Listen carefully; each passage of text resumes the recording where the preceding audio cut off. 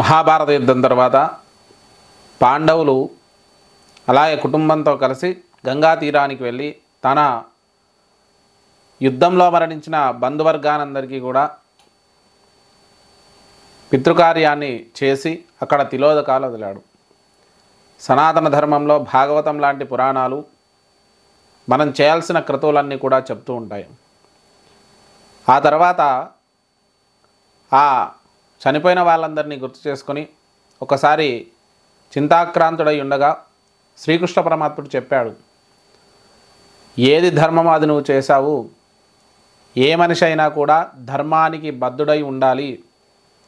వాళ్ళు అధర్మం చేసి మీ రాజ్యాన్ని చేజిక్కించుకుంటే మీరు ఆ రాజ్యాన్ని పొందారు.